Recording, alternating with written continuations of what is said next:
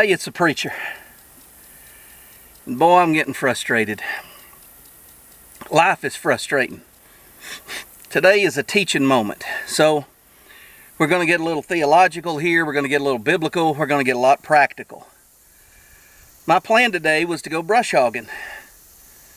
The field that I hunt in is about 8 foot tall, weeds, and I need to brush hog it. And the brush hog is broke, and I need some parts, or I couldn't even hook the tractor up to it. So I got frustrated. I couldn't get the pins and stuff I needed to get it hooked up. I couldn't find them. So I thought, well, we'll go find something else to do. So I drove down here to see kind of how things looked, and I found a big red oak tree that's down. And I thought, if I can't brush hog, I can cut firewood. I need to be doing some kind of work today. I'm not in a gym. I work for my exercise. So I went back and got the chainsaw, and I started cutting on this red oak. You might have seen a video of mine a couple days ago where I was cutting on an old dead post oak or water oak. The wasp ran me out of there. And so there's a big wasp nest up under there somewhere, and I can't rightly see it to spray it, but they find me before I find them. So I said, I'm going to cut on this red oak. It's hot. It's late in the day.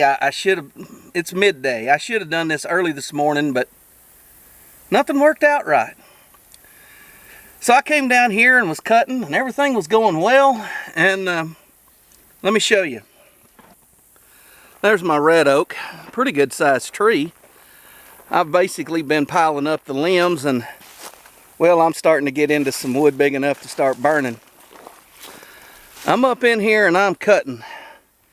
And I'm watching this hole right here, thinking there might be a wasp nest or a yellow jacket nest, or maybe in that hole right over there. All of a sudden my ankles are burning. I don't know if you can see that. That's one giant fire ant mound. Because that ant mound runs from that little spot right there that you can see. There's ants all over the logs in there. I'm not really whining around. Red wasp, fire ants, falling over trees. That's part of the world we live in. People often ask me, why does God allow fire ants, mosquitoes, red wasp, lions, tigers, and bears, oh my? Why does God allow evil on the earth? And here's the answer. God is not the author of evil. God is in control.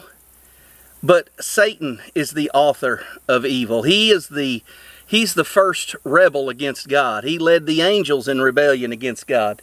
Lost his estate in heaven. Was cast down to the earth. God created us on the earth. Satan was already in it. He was already here. Adam and Eve fell victim to Satan's temptation. That altered the perfect creation of God.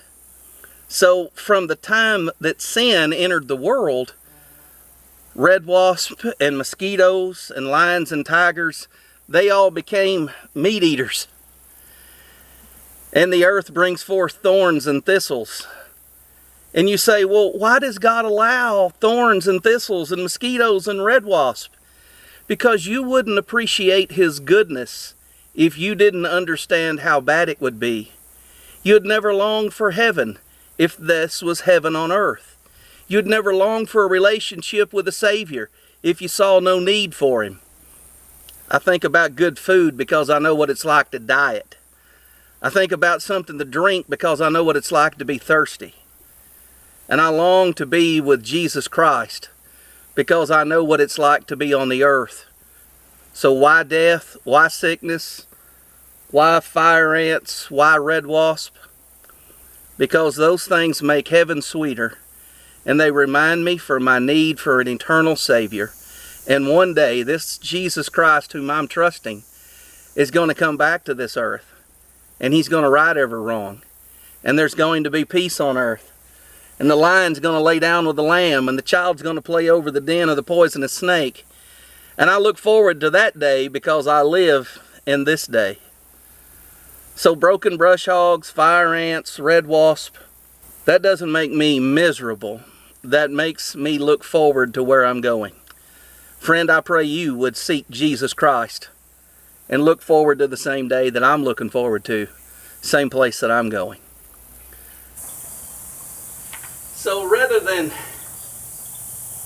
asking God why He gave us red wasps that sting and fire ants that bite, why don't we just thank Him for our health? A fat guy like me can still get out and cut, split, and stack wood. Why don't we thank Him for tools like a log splitter, where I don't have to swing a splitting maul anymore, or side by side where I could just stack it and haul it straight home. Instead of focusing on why God doesn't do what we want, let's do this instead. Let's focus on all the good things He's given us. And let's take responsibility for our own sin. And let's realize that if God gave us what we deserved, it'd be a whole lot worse than fire ants and red wasps. Just something to think about today. See you guys on the next video.